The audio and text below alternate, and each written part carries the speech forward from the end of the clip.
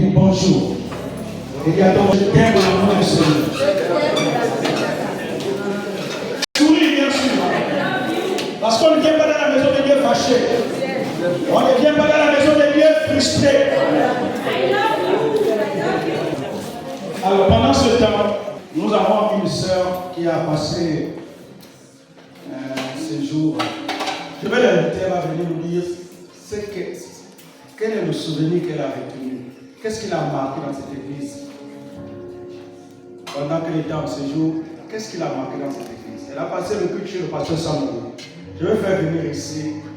Je vais nous dire en 2 mots, qu'est-ce qui t'a marqué? Elle était à Abidjan, en Côte d'Ivoire. Qu'est-ce qui t'a marqué chez le pasteur Samogo, que nous connaissons tous? Je vais nous dire qu'est-ce que l'église se passe chez le pasteur Samogo. En Côte d'Ivoire, à Abidjan, qu'est-ce qui t'a marqué? Bonjour frères et sœurs. Je ne m'attendais même pas à cette surprise. Déjà, shalom. En allant en Côte d'Ivoire assister au culte base d'honneur, j'ai présenté l'église de Bambidi en Côte d'Ivoire. J'ai dit que je priais dans une assemblée de l'Alliance chrétienne et on reçoit, l'église de l'Alliance chrétienne reçoit des salutations du pasteur Mohamed Sanogo et de toute l'église base d'honneur. Il salue particulièrement le pasteur Jouvou et son épouse. Il n'a pas eu le temps de faire une note parce que lui aussi il allait en vacances. Donc il m'a demandé de transmettre ce message. Merci.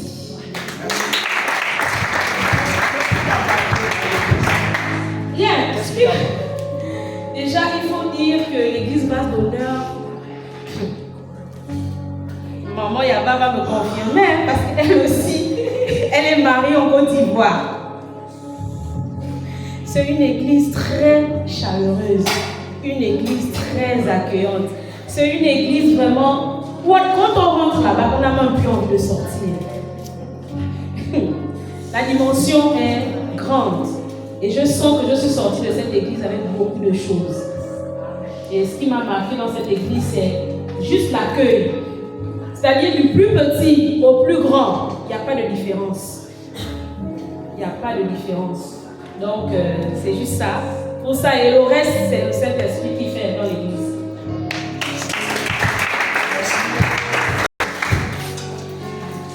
C'est important de visiter les autres.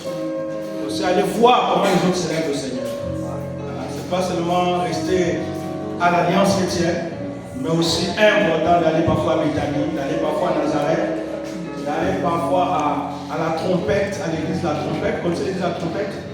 Chez le pasteur Gaspard Obian, chez Sanogo, chez le pasteur Raoult, chez les autres, un peu partout. C'est important aussi de voyager, d'aller voir en dehors du Gabon comment aussi les autres célèbrent le Seigneur. C'est vraiment important. La Bible dit que Jésus allait de ville en ville et de village en village pour glorifier Dieu. C'est important. Nous allons ce matin, nous sommes dans la semaine de jeûne et prière. Nous venons de terminer la première semaine et nous rentrons dans la deuxième semaine tout à l'heure à 24 heures. Et nous allons parler du jeûne. Alléluia. Amen. Rapidement. Le jeûne, 2 points. Un connecteur spirituel. Le jeûne, 2 points, un connecteur spirituel. Daniel 9. Nous aurons 2 textes à lire. Daniel 9, le verset 3. On va commencer avec ce texte. Daniel 9, le verset 3. Daniel est le livre, en fait, c'est l'Apocalypse de l'Ancien Testament. C'est un livre particulier parce que Daniel reçoit des révélations que vous retrouvez dans l'Apocalypse. Et donc Daniel est un prophète des derniers temps qui a prophétisé des événements particuliers. Il a même prophétisé la résurrection des morts. Il parle de la résurrection des morts. Que ceux qui sont morts vont se réveiller. Ceux qui étaient morts longtemps se sont réveillés. Il parle de ça. Daniel 9, le verset 11. nous... Verset 3. Merci. Verset 3. Nous nous levons et nous honorons le Seigneur.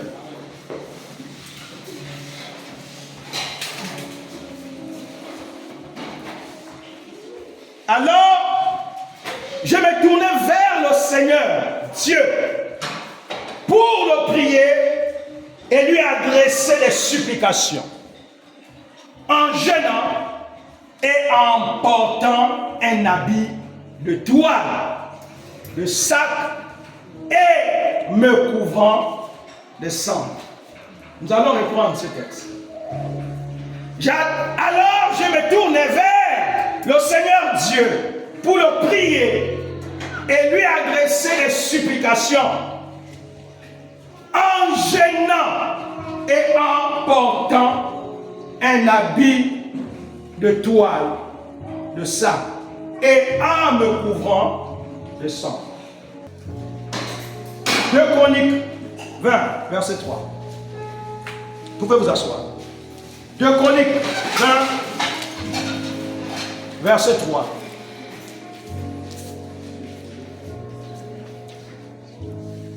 Il y a une femme à ma droite ici. Quand tu rentrais, je vois que tu as un problème qui bouillonne ton cœur, que tu es en train de traverser en ce moment. À ma gauche. À ma gauche. Joseph eut peur et décida de consulter l'Éternel. Il proclama un jeûne pour tout Juda. Tu peux monter? Verset. Ils se rassemblèrent pour implorer le secours de l'Éternel. Ils vinrent de toutes les villes de Juda. Verset 5.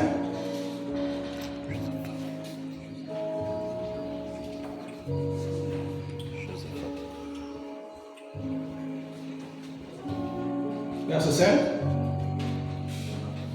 Josaphat se tient debout avec l'assemblée des gens de Juda et de Jérusalem dans le temple de l'Éternel, en face du nouveau parvis. Le texte que nous venons de lire, Daniel, qui est lui-même l'auteur de ce livre, il dit: je me tenais devant l'Éternel en lui apportant mes supplications, comme nous sommes en train de le faire en ce moment, en jeûnant. Daniel était dans quelle dimension? Il était dans la dimension du jeûne. Et pendant qu'il jeûnait, il apportait quoi? Ses supplications. Parce qu'il s'attendait à l'Éternel. C'est dans cette dimension que Dieu s'est révélé à Daniel. Et Daniel a vu la gloire de Dieu.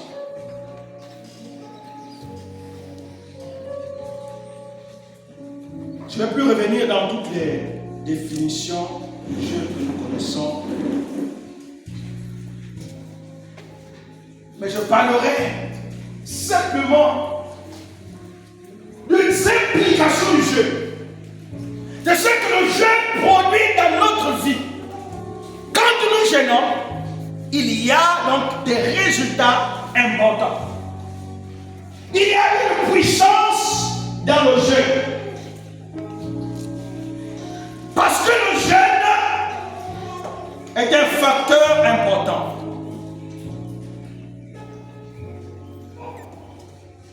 Le jeûne est intimement lié à la motivation sous-entendue.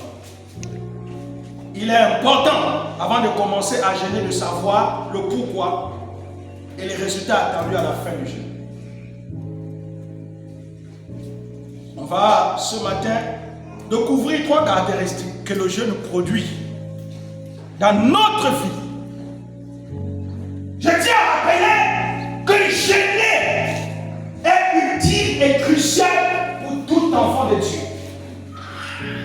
Dieu nous appelle à jeûner et à prier, à découvrir les délices, les secrets cachés dans le ministère du jeûne et de la prière. Car ceux qui ne jeûnent pas ne peut comprendre certains mystères. C'est en général, cherchant Dieu, que l'on découvre certains mystères. Alléluia. La première caractéristique, le jeûne active et renforce notre intimité avec Dieu. Le jeûne active et renforce notre intimité avec Dieu. Ça, c'est la première caractéristique. Le jeûne active et renforce notre intimité avec Dieu. Cela nous fait comprendre que le jeûne a donc une puissance. Le jeûne active notre intimité. Quand je jeûne, j'active mon intimité. Je rends efficace, je rends vivant ma vie spirituelle. Et en même temps, je renforce ma proximité avec Dieu. Je me rapproche de plus en plus de Dieu quand je jeûne pour s'attendre à lui et pour voir Dieu se révéler. L'une des caractéristiques du jeûne, c'est qu'il nous rapproche de Dieu. Le jeûne était un moment privilégié pour écouter Dieu. Un moment important pour écouter Dieu. C'est dans les moments de privation où Dieu se révèle à nous. D'ailleurs, quand vous lisez l'Ancien Testament, je n'ai pas appelé ça l'Ancien Testament, je vais appeler ça la Première Alliance. Dans l'Ancien Testament et dans le Nouveau Testament, vous allez constater que les hommes et les femmes jeûnaient. Le jeûne était donc crucial. Même Jésus, dans Matthieu 4, tout le chapitre nous parle du jeûne de Jésus pendant 40 jours. Il avait jeûné parce qu'il avait besoin de la direction. Dans notre vie, nous sommes amenés un jour à prendre des décisions. Et ces décisions ne se prennent pas au hasard. Il faut aller donc où? À la source. Il faut faire comme David. Je vais consulter l'Éternel pour entendre ce certaines de nos décisions échouées dans la vie, c'est parce que nous avons décidé nous-mêmes. Nous n'avons pas consulté celui qui nous a créés. Et c'est pourquoi nous avons échoué. Et c'est pourquoi même jusqu'aujourd'hui les choses ne marchent pas dans notre vie. Parce que nous ne consultons pas Dieu, mais nous consultons la chair et le sang. Il est donc important dans le moment de jeûne d'entendre la voix de Dieu. Et c'est dans les moments où on prépare l'année. On ne rentre pas dans une année sans direction divine.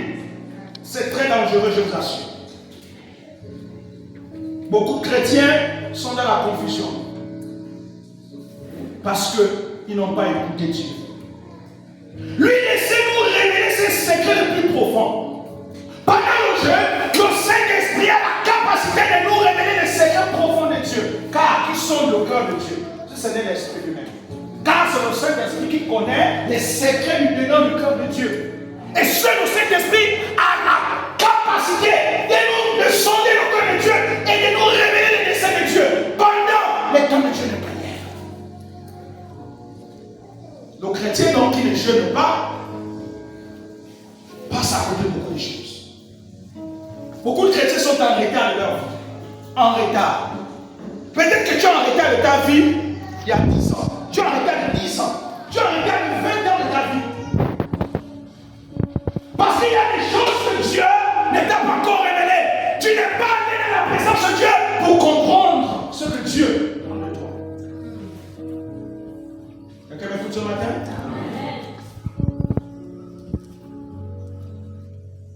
À ce titre, on peut citer l'exemple de Moïse sur la montagne de Sinaï qui a passé 40 jours. Moïse avait fait un jeûne spirituel. Pendant 40 jours et 40 nuits, il était en présence de Dieu. Nous comprenons que quand nous jeûnons, la connexion est à haut débit. C'est une connexion à haut débit. Ton corps est disposé, ton système de pensée, ton cœur est disposé, bien disposé à écouter Dieu. C'est pourquoi le jeûne augmente la pression de la présence de Dieu. Le jeûne est lui lubrifiant. Comprenez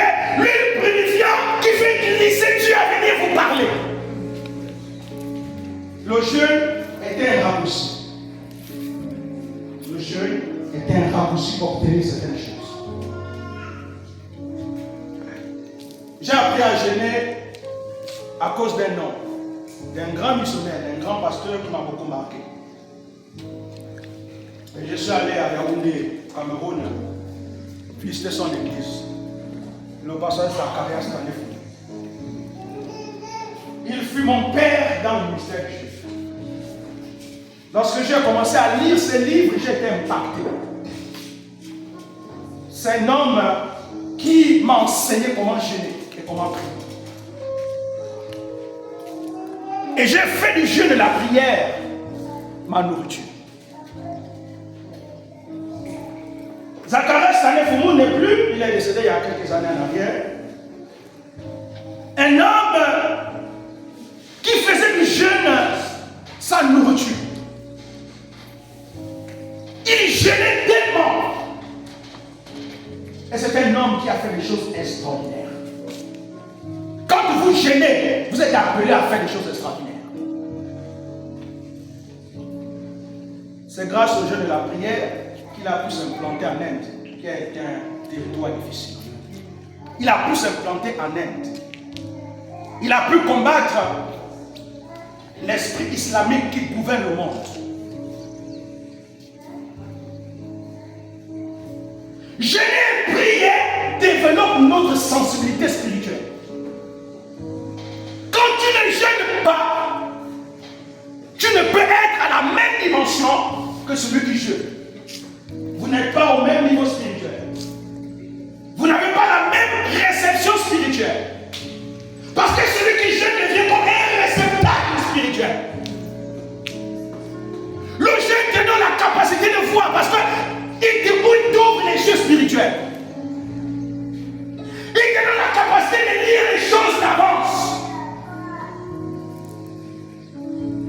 Avec Dieu, c'est possible même de connaître les choses 5 ans d'avance. Parce que Dieu fait quoi? Il annonce toujours d'avance ce qu'il va faire. Donc quand vous jeûnez, vous êtes dans la disposition. Nous devons donc apprendre à jeûner, à aimer le jeûne. C'était un jeûne, le jeûne de Moïse était un jeûne profond. Un jeûne qui a été intime parce que Moïse est resté 40 jours et 40 nuits à la montagne. Et quand il est descendu d'ailleurs, comprenons que quand on sort toujours d'un jeûne, quel que soit le jeûne, qu'il soit un jeûne partiel, je ne sais pas si je l'ai déjà expliqué. Nous avons 3 types de jeûnes courants. Le jeûne partiel, on appelle ça comme ça, le jeûne partiel, c'est celui que nous sommes en train de pratiquer en ce moment. De 6h à 6h. À 6h p.m., donc en anglais. À 6h du soir. Donc de 6h à 18h, ça c'est le jeûne partiel. Et nous avons le deuxième type de jeûne, c'est le jeûne complet. Et c'est celui que Jésus a pratiqué dans Matthieu 4. Le jeûne complet, c'est-à-dire jeûner en buvant seulement de l'eau sans manger pendant 2 jours. Donc Jésus avait jeûné pendant 40 jours, il ne buvait que de l'eau, il ne mangeait pas. C'est pourquoi la Bible dit qu'après le jeûne, il lui fait, pas qu'il lui soit. Il lui fait. Et ce type de jeûne n'est pas connu dans l'église tellement, n'est pas tellement connu. Donc le jeûne complet, c'est un jeûne où tu peux jeûner pendant 1 semaine, 2 semaines, tu ne bois pas, tu ne manges pas, tu ne bois que l'eau. On appelle ça le jeûne complet et c'est ce que Jésus a pratiqué. Et ensuite nous avons le jeûne courant que nous connaissons, le jeûne d'Esther. De 3 jours ou 1 semaine. Mais comme je l'ai dit, ne faisons pas le jeûne de 7 jours si on n'est pas poussé par l'esprit. Peut-être les femmes. Parce que scientifiquement, la femme peut faire 8 jours sans manger et boire, elle ne mourra pas. Mais je pense que si l'homme va au-delà de 8 jours, je pense qu'il peut mourir. Je ne sais pas pourquoi Dieu a fait des choses comme ça. Mais la femme a plus d'eau dans le corps que l'homme. La femme a plus d'eau dans le corps que l'homme. Donc la femme est plus résistante sur ce niveau par rapport à l'homme. Je ne sais pas pourquoi Dieu a fait des choses comme ça. Mais les jeûnes de 1 semaine, 3 jours, vous pouvez jeûner sans manger, pas de problème. Mais 1 semaine, il faut être poussé par l'esprit. Par contre, le jeûne complet, ça c'est possible de le faire, mais aussi poussé par l'esprit, parce que c'est un jeûne aussi difficile. Ce qui donne la force au corps humain, c'est la nourriture, je vous l'avais dit. L'eau là, il n'y a rien. L'eau là, il n'y a rien. Nous l'avons fait avec un frère complet pendant 21 jours. On a mis coupé au 17e jour parce qu'on voyait généralement venir. On a dit non, c'est bon, c'est bon.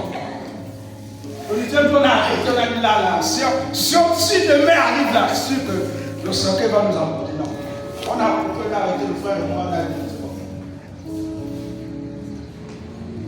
Voici un peu les 3 types de jeûnes. Il y en a d'autres types de jeûnes comme les jeûnes de 21 jours que Daniel a eu à faire. Mais couramment, nous avons 3 types de jeûnes que je viens d'expliquer. Donc, le jeûne partiel, le jeûne complet et le jeûne externe. Nous pouvons les pratiquer et Dieu veut qu'on pratique 5 types de jeûnes de façon. Maintenant, il y a les jeûnes de 40 jours, 80 jours.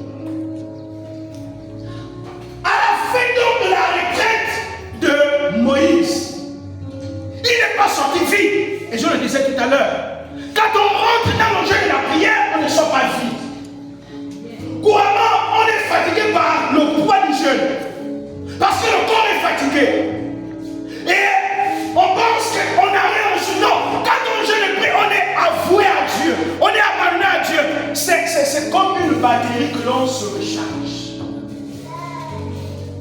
On se recharge, jeûner, c'est se recharger spirituellement. Tu te recharges, ton Saint-Esprit t'est rempli.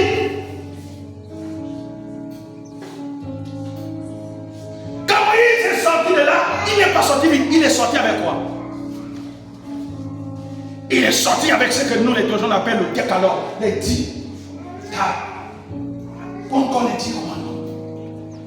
Il est sorti avec les 10 commandements et qu'il a apporté à Israël.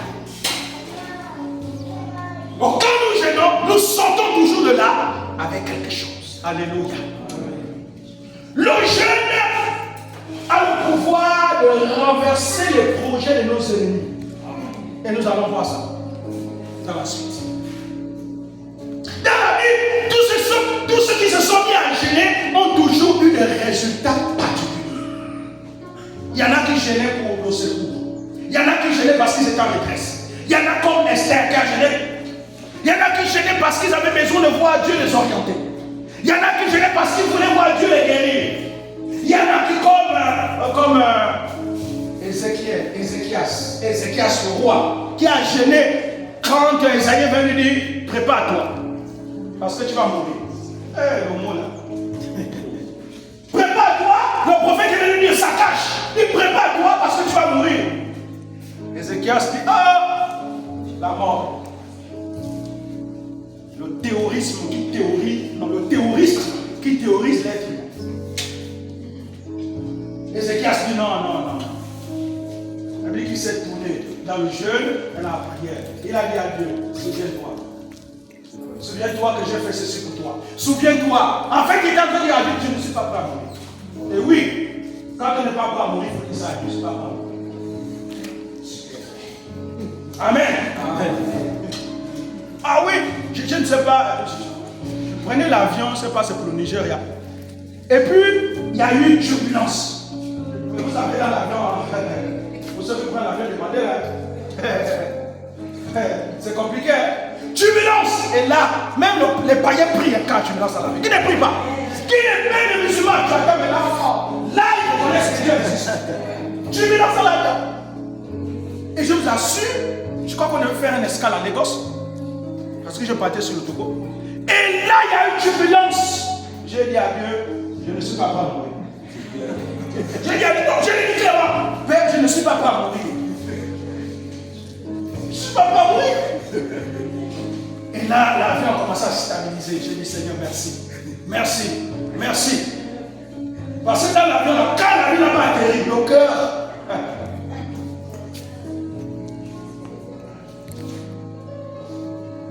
Vous me suivez ce matin? Amen. À la fin de sa retraite, donc c'était une retraite, il est sorti avec les révélations de Dieu. Bien-aimé, le jeûne décompte plusieurs situations. Car dans la Bible, nous voyons avec ces exemples, Ézéchias qui a dit à Dieu, non, je ne vais pas mourir. Je ne mourrai pas maintenant. Et là, Dieu l'a fait quoi? Dieu l'a ajouté encore 15 années. 15 années de vie. Pourquoi? Parce que Ézéchias faisait la volonté de Dieu. Il était agréable au Seigneur. Deuxième caractéristique, on va aller un peu vite. Deuxième caractéristique, le jeûne vivifie notre homme intérieur. Le jeûne vivifie notre homme intérieur. Vivifie en esprit. Oui, vivifie. L'esprit vivifie, mais la chair. Le jeûne vivifie notre homme intérieur. Le jeûne est un vecteur puissant qui nous permet de maîtriser la chair et vivifier notre esprit. Le jeûne est un vecteur puissant qui nous permet de maîtriser la chair et de vivifier notre esprit. Vivifier ici, c'est rendre notre esprit conforme à l'esprit de Dieu. Ça veut dire, nous rendre dans le canal, nous ramener selon les normes de Dieu.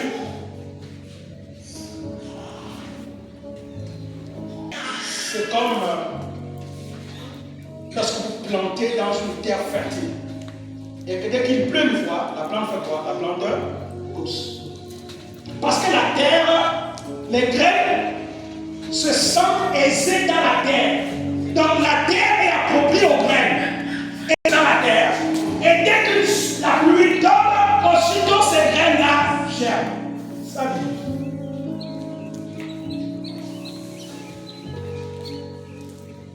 Quand nous jeûnons, nous privons notre chair de manger, de boire, de plaisir, de distraction, pour nous concentrer à nourrir notre esprit par la prière.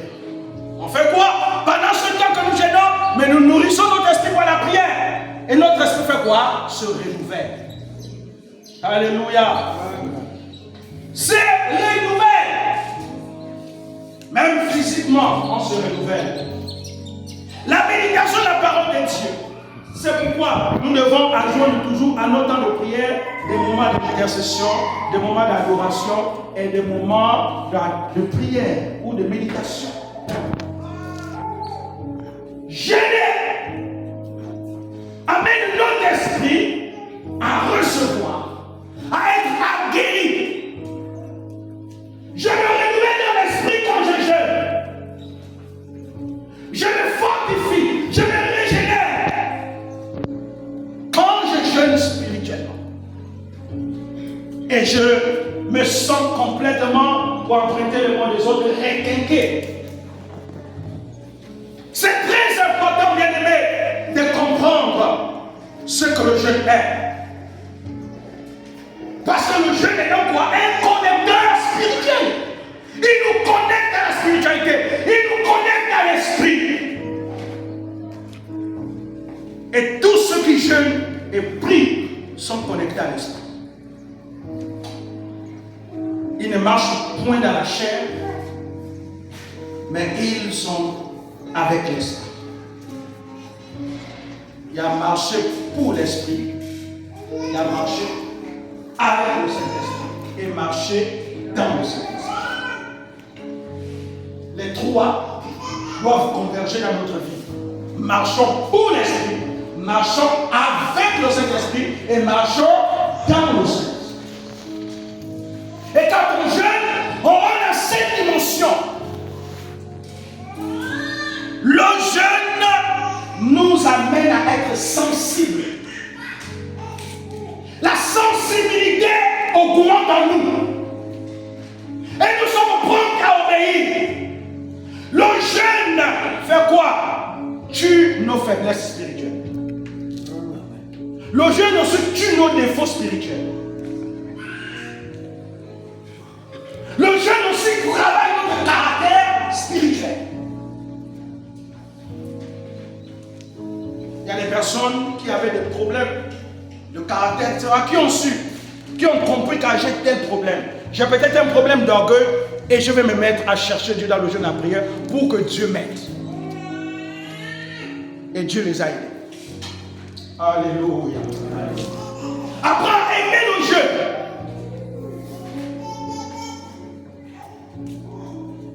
Troisième caractéristique pour terminer. Le jeûne apporte la délivrance.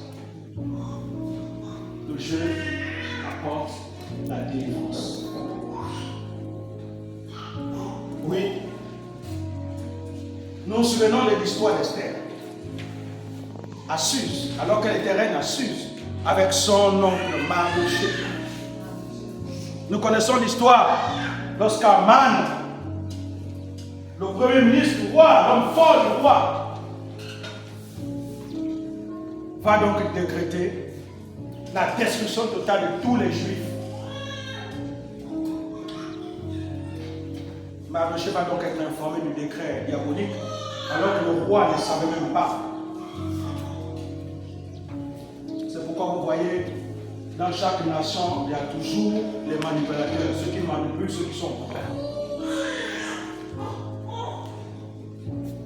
Mardochée va apprendre qu'il y a un décret qui va être exécuté. Oui, c'est l'exécution. Et il va donc informer la reine, qui était sa nièce. Il va dire à sa nièce, tu es l'issue de notre libération. Et Esther, paniquée, va dire, mais qu'est-ce qu'il faut faire? Elle va certainement écouter Dieu et Dieu va l'orienter.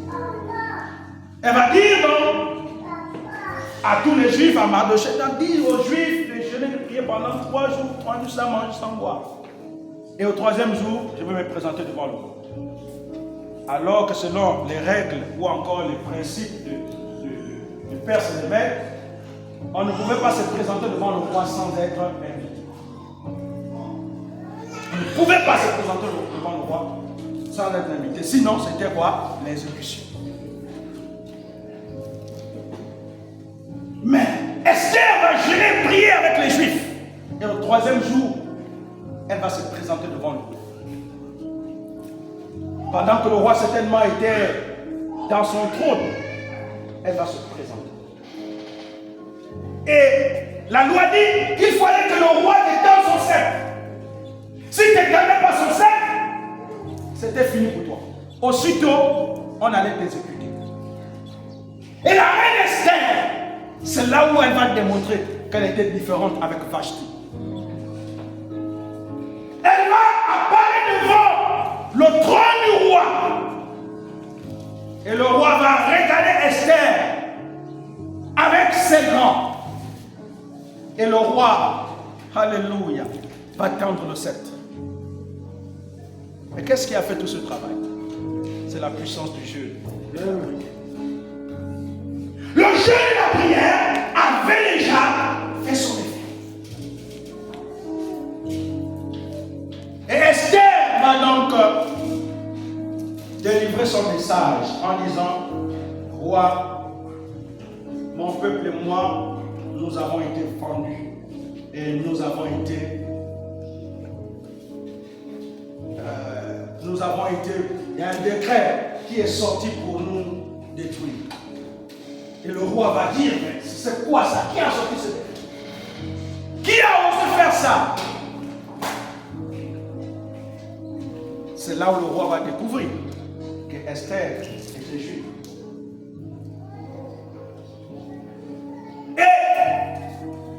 Nous connaissons la suite, je suis en train de paraphraser l'histoire.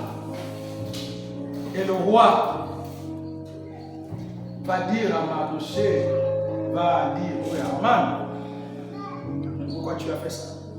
Vous connaissez la suite.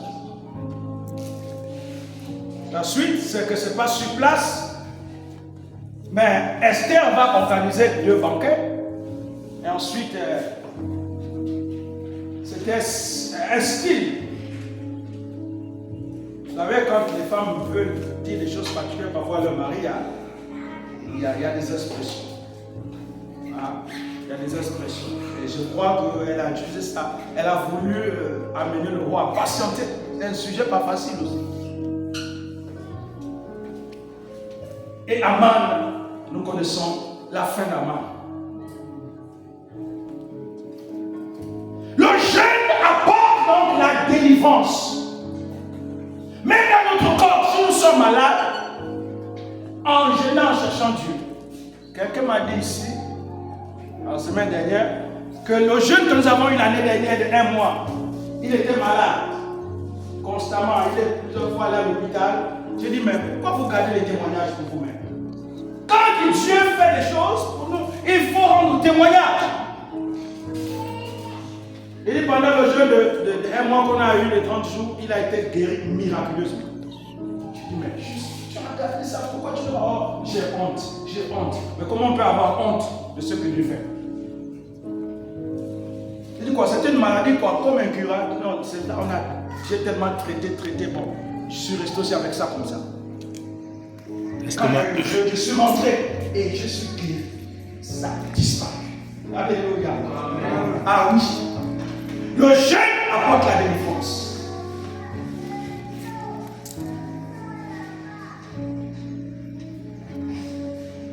Il est important de comprendre que quand nous gênons, nous attirons le regard de Dieu par rapport à une situation. Et Dieu fait quoi? Dieu descend pour voir. Dieu entend nos supplications.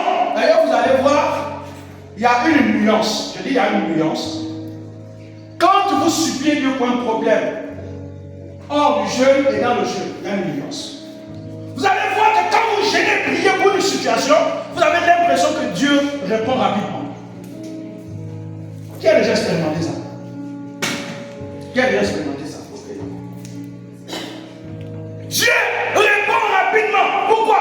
Parce que le jeûne, c'est la disposition. Alléluia. L'histoire biblique nous dit qu'avant que David allait, et c'est lui qui avait initié ça, avant que David allait souvent en guerre contre ses ennemis, il gênait et il priait. Et c'est pourquoi Dieu lui donnait des victoires.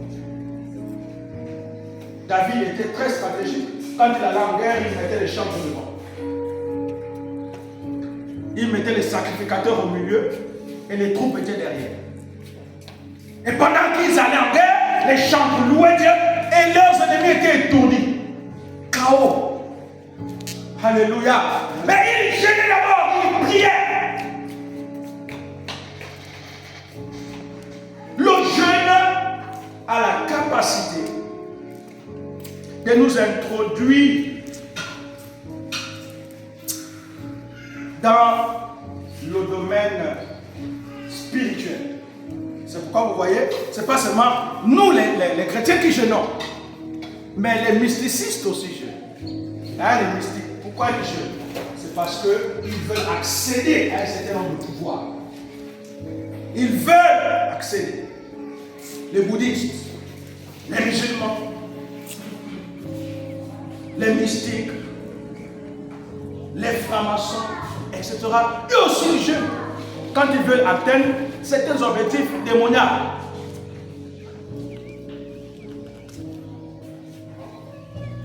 Il est urgent pour nous. Alors pour toi, dès qu'il n'a jamais jeûné, qu'il ne comprend pas pourquoi jeûner, qui aime tellement la nourriture, alors Dieu te dit, il est temps que tu te lèves et que tu commences aussi à jeûner. Il y en a qui ne jeûnent jamais. Il y en a qui ont tellement, qui ont peur, si je fais des 6 heures à midi sans manger, je vais mourir. Qui n'arrivent même pas à le faire. Et il y en a même qui ont fait des 6 heures à 9 heures, s'ils n'ont pas mangé quelque chose, commencent à trembler. La tremblote. Comment ça à 15 ans d'âge la tremblote? La tremblote. Non, nous devons sortir de ça. Peut-être que tu es malade, on t'a dit que tu ne veux plus jamais jeûner. Essaie. Rentre dans le secteur de jeûne et prière. À 24 heures, nous commençons la 2e semaine. Rentre dans ce programme. Et commence à prier pour cette année. Parce qu'il y a des choses que Dieu a réservées pour toi. Amen. Rentre pour commencer à recevoir, à percevoir. Parce que Dieu, comme tu le sais, a une histoire avec chacun. Nous retenons ces 3 caractéristiques. Il y en a tellement. Et nous gardons ces 3. Le jeûne actif et renforce notre intimité avec Dieu. 2. Le jeûne vivifie notre homme intérieur. Et 3. Le jeûne apporte la délivrance. Apporte la délivrance. Et si tu comprends ces trois caractéristiques, je suis convaincu que tu seras heureux et que tu sortiras de ces moments avec plein de joie. Parce que tu n'auras pas fait une grève de la faim, mais parce que tu aurais compris pourquoi tu dois jeûner. Tu aurais compris que le jeûne était un conducteur.